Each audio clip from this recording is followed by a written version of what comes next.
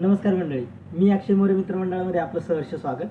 तर बरेच दिवस झाले व्हिडिओ आला नाही. आमच्या कारभारणीचा वाढदिवस होता, तर त्याच वेळेस एक नवीन आयडिया मला सुचली की वेगवेगळ्या ठिकाणी आपण फिरायला गेल्यानंतर ना तिथल्या ठिकाणांची जर माहिती तुमच्यापर्यंत पोहोचवली तर ते एक चांगली कन्सेप्ट आहे. तर भटकंती म्हणून आपण एक नवीन सिरीज चालू करतोय. तर त्या भटकंतीमधला आज एपिसोड क्रमांक 1, इर्शालगड. चला. इर्शालगडाकडे जाण्यासाठी आम्ही ठाण्यावरून ओल्ड मुंबई पुणे हायवेने नढाळ या गावी म्हणजेच मोरबे डॅम जिथे आहे तिथे जाण्यासाठी निघालो. इर्शालगडाचा तसा इतिहासामध्ये फारसा उल्लेख आढळत नाही. मी 1666मध्ये शिवाजी महाराजांनी कल्याण भिवंडी रायरीपर्यंतचा सारा मुलूक घेतला तेव्हा त्यामध्ये हा गड देखील मराठ्यांच्या ताब्यात आला असावा. इर्शालगडाची समुद्रसपाटीपासून उंची 3700 फूट असून हा गिरिदुर्ग या प्रकारामध्ये मोडतो. अत्यंत कठीण चढाई श्रेणीचा हा गड आहे.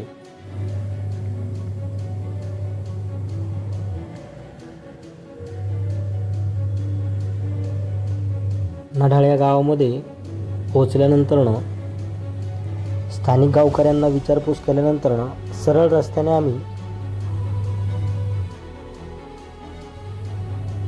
गडाशेजारी असणाऱ्या डोंगराच्या पायथ्याला जाऊन पोहोचलो.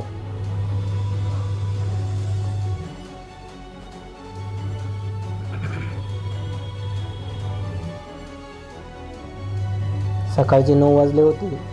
त्यानंतर चढाईला सुरुवात केली.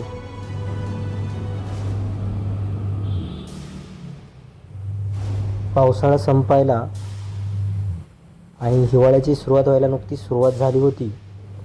त्यामुळे पर्यटकांनी इर्शालगडाकडे पाठ फिरवली होती.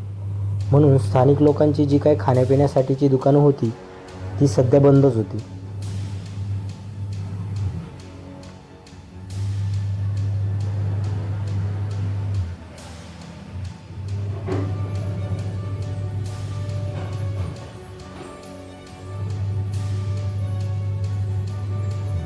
अतिशय दमट आणि तीव्र अशा प्रकाशामुळे खूप गरम होत होता.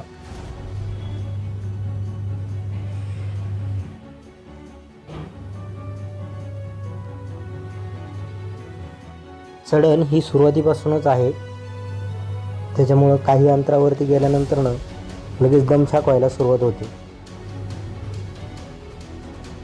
वातावरणाचा आणि भोवतालचा म्हणजे सूर्यप्रकाशाचा आपल्या शरीरावरती खूप जास्त इफेक्ट होतो.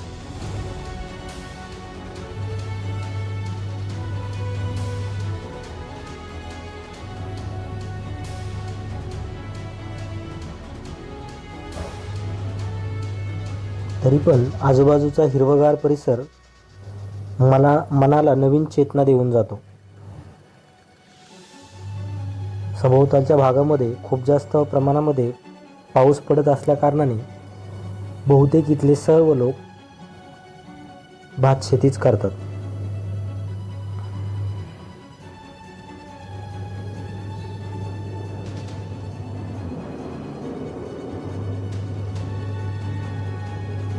डोंगर खूप कठीण चढायचे असल्यामुळे डोंगर चढताना दमछाक होऊन जाते.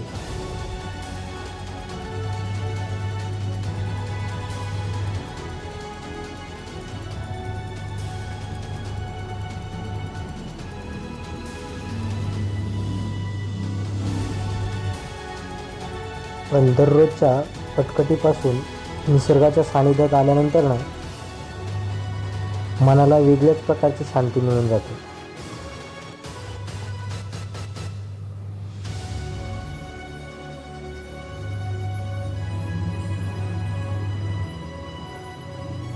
पहिला डोंगर सर केल्यानंतर माथेरानच्या डोंगर रांगा दिसायला सुरुवात होते.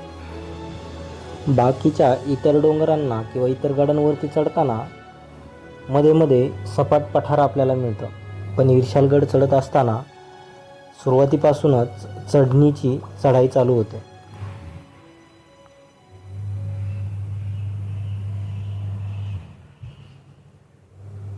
आजूबाजूच्या हिरव्यागार परिसरामुळे वरती चढण्याची वेगळी चेतना मिळून जाते. इर्शालगडाला येताना आपल्यासोबत सुकी खाणी, पाण्याची आणि इमर्जन्सीसाठी लागणाऱ्या साहित्याची, प्रथमोपचार पेटीची सोय करूनच ह्या गडावरती यायचं आहे. आम्ही ज्यावेळेस इर्शालगडाकडे आलो त्यावेळेस आमच्या व्यतिरिक्त अजून एक ग्रुप होता. इर्शालगडाकडे सपशेल लोकांनी पाठ फिरवलेली आहे. अधूनमधून इर्शालगड मांडी घालून आपल्याकडे डोकावत असतो.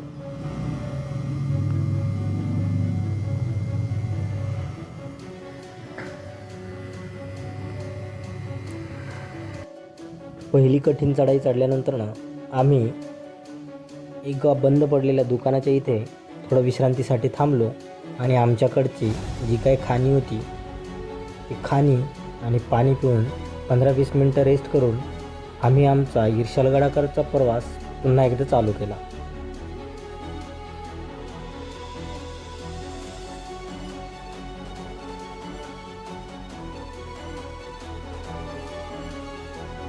इर्शालगड जसा जसा जवळ येत होता तसं अंगामध्ये नवचैतन्य येत होतं.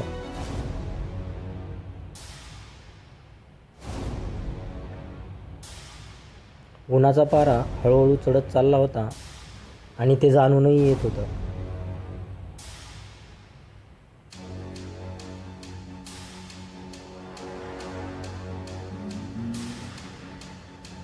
समोरच आम्हाला इर्शालवाडी दिसत होती. इर्शालवाडीच्या अलीकडे आपल्याला खूप सारे झरे वाहताना दिसतील.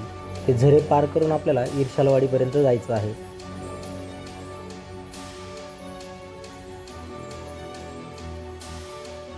ट्रेकर्स लोकांनी किंवा गडप्रेमींनी इर्शालगडाकडे पाठ फिरवल्यामुळं वाटेवरती गवत खूप माजलं आहे. माजलेल्या या गवतामधून आम्ही वाट शोधत इर्शालगडाच्या दिशेने जात राहिलो.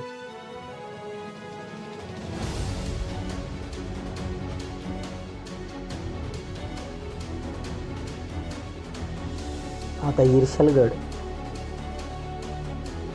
नगर क्षेत्रात येत होता. तसतसं त्याचं रौद्ररूप दिसायला सुरुवात झाली.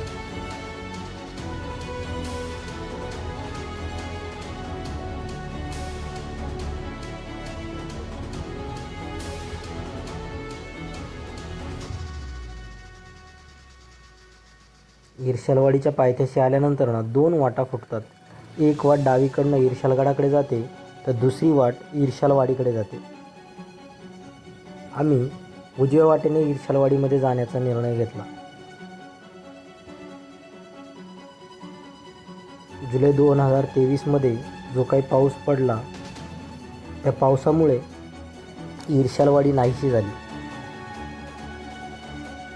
17, 18 आणि 19 जुलै 2023ला त्या एरियातला सगळ्यात हायेस्ट पाऊस म्हणजे 500 मिलीमीटर पाऊस पडला आणि त्या पावसामुळे इर्शालगडाचा काही भाग घसरून इर्शालवाडीवरती येऊन पडला. गावकऱ्यांनी दिलेल्या माहितीनुसार त्या लँडस्लाईडमध्ये 85 लोकांचा मृत्यू झाला. या सर्व लोकांची गडाच्या पायथ्याशी म्हणजे डोंगराच्या पायथ्याशी पुनर्वसन करण्यात आले आहे.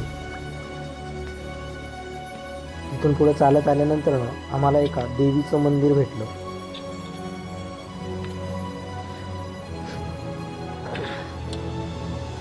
देवीचं दर्शन घेऊन आम्ही पुढे जायला निघालो.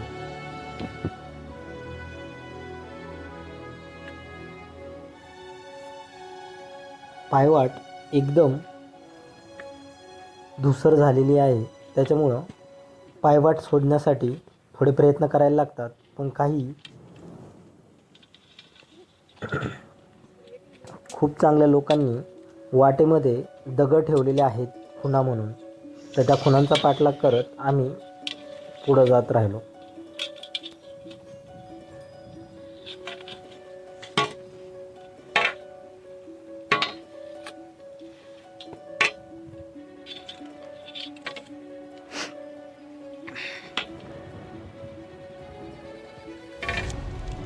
इर्शालगड चढत असताना 15-15, 20-20 मिनिटांनी आम्ही रेस्ट घेत पुढं सरकत राहिलो.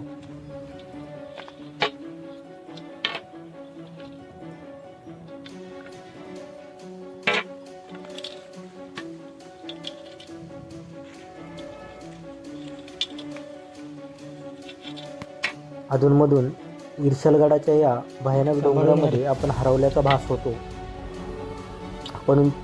परंतु दगडावर दगड ठेवलेल्या खुणा आपल्याला जाणीव करून देतात की आपण त्याच वाटेने आणि बरोबर वाटेने आहोत.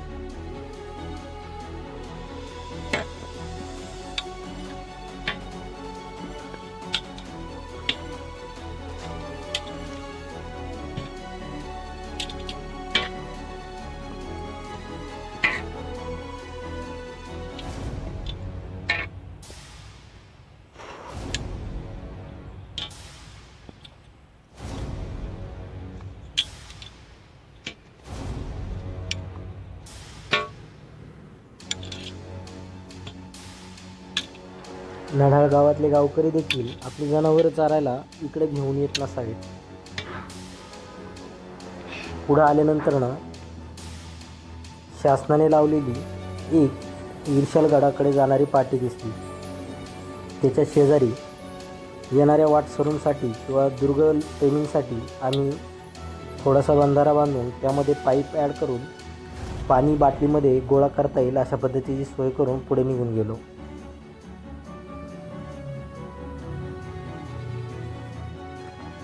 या ठिकाणी 2 वाटा फुटतात.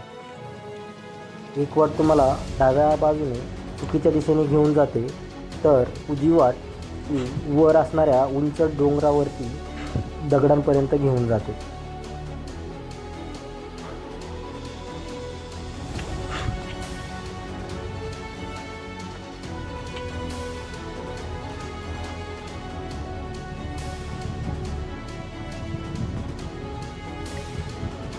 आले का रे?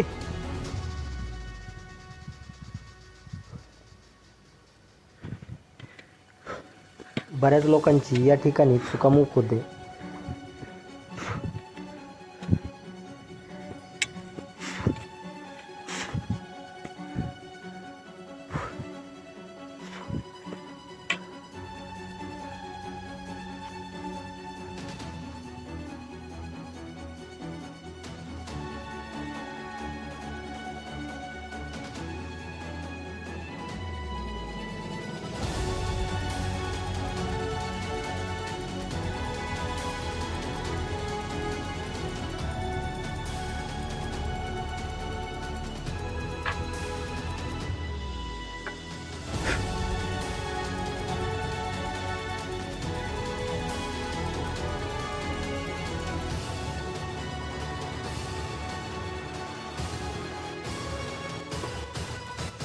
इथं आमच्या ट्रेकर लोकांची चुकामुक झालेली आहे. मी एकटा आलेलो आहे इकडं पुढं आणि आमचे ट्रेकर लोक गेलेले दुसऱ्या रस्त्याने ह्या इकडे.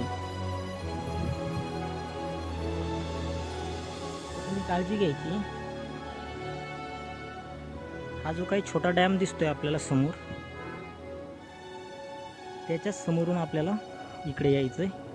आणि दुसरी गोष्ट, हे ताडाचं झाड दिसत असेल तुम्हाला, आणि त्याच्या समोर वाटत पुढं चालत आल्यानंतर नाही आंब्याचं झाड दिसते.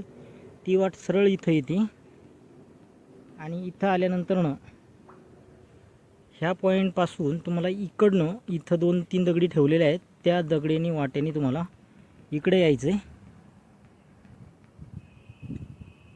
आणि समोरच ह्या तुम्हाला काही दगडी दिसणार आहेत आणि हा असा सुळका समोर दिसतोय. तर ह्याच वाटेने आपल्याला सरळ पुढे यायचं आहे. आमचे बाकीचे ट्रेकर्स नेत्रक्षेपात आल्यानंतर आम्ही तिथे 15-20 मिनटं आराम करून थोडीशी खाणी पुन्हा एकदा खाऊन ईर्षलगडाकडे आगेकूच केली.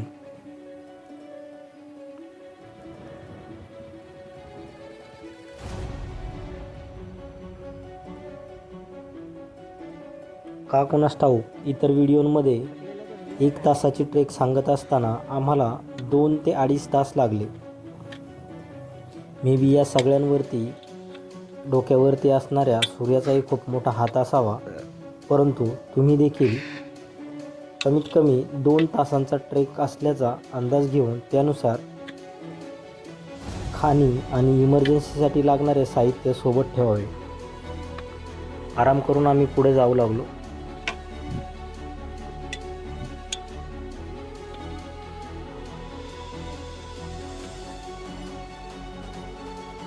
चढण चढून आल्यानंतर ना गडाच्या अलीकडे आपल्याला एक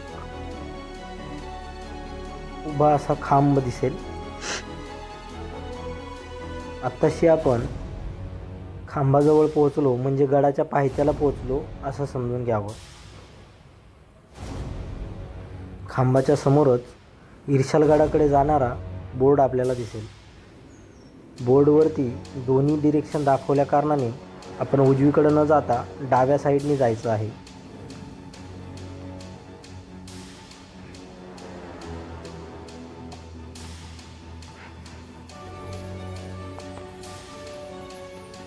डाव्या साईडला जात असताना डोक्या एवढं माजलेलं गवत आणि कारवीमुळे वाट शोधताना दमछाक होऊन जाते. डाव्या हाताला माजलेल्या गवतामुळे आणि कारवीमुळे असलेली एकदम तीव्र दरी आपल्याला दिसून येत नाही. त्यामुळे चालताना सांभाळून चालायचं आहे.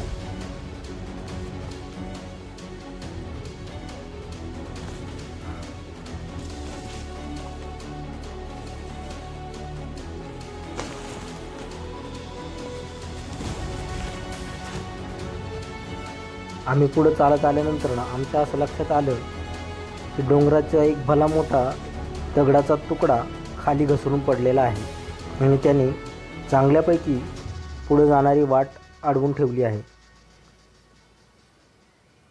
तरी पण त्या दगडाच्या शेजारनं कशीबशी वाट काढत आपल्याला ह्या डोंगराच्या बाजूने जायचं आहे असं परत येणाऱ्या प्रवाशांनी, ट्रेकर लोकांनी आम्हाला सांगितलं आणि त्यांच्या सांगण्यावरून आम्ही थांबवलेला प्रवास पुन्हा एकदा सुरू केला.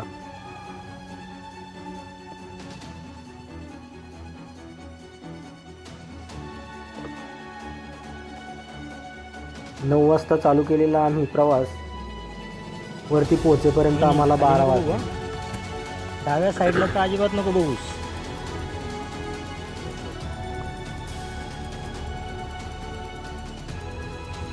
इथून पुढचा प्रवास कमीत कमी अर्धा ते 1 तास लावून जातो आणि पुढचा प्रवास हा अतिशय कठीण असल्यामुळे इथंच हवी तेवढी विश्रांती घेऊन मग नव्या जोमाने ट्रेकला सुरुवात करायची. आम्ही नवीन जोमाने सुरुवात करून पुढे जायला निघालो.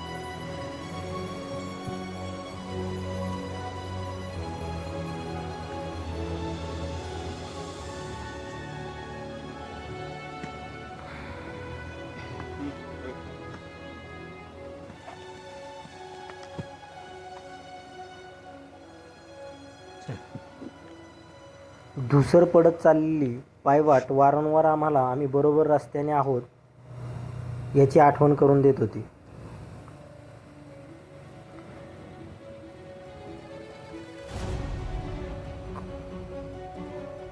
इर्शालगडावरती कुठेही गडाचं बांधकाम केलेलं आहे याचा पुरावा वगैरे मिळत नाही.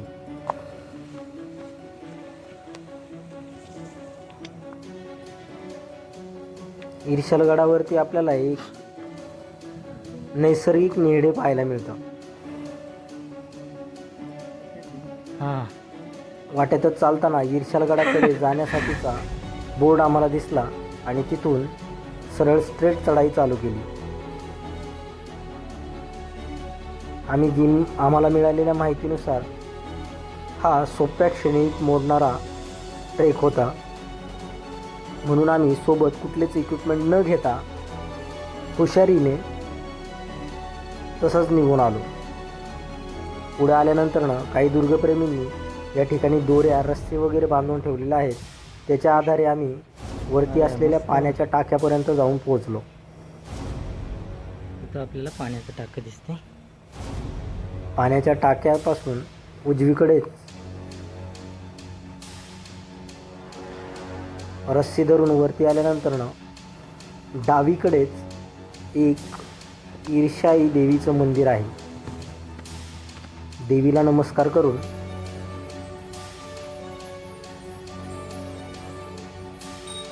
आम्ही पुढचा प्रवास चालू केला.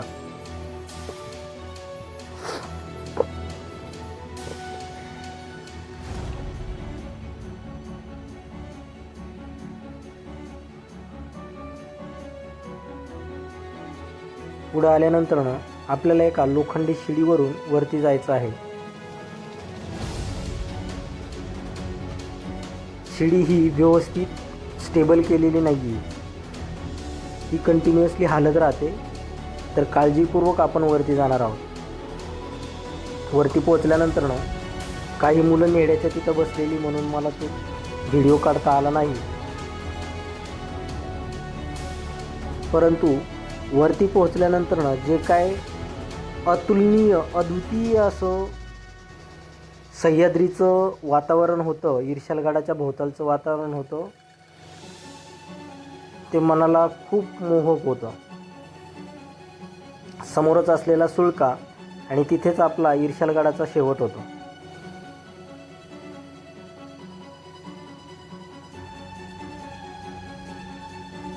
या सुळक्याच्या शेजारूनच लँडस्लाईड होऊन गडाचा काही भाग इर्शालवाडीवरती येऊन पोहोचला. हे दृश्य पाहून मन अतिशय थक्क होऊन जातं. कितीतरी लोकांचे संसार उघड्यावरती येऊन पडलेले वरून दिसतात.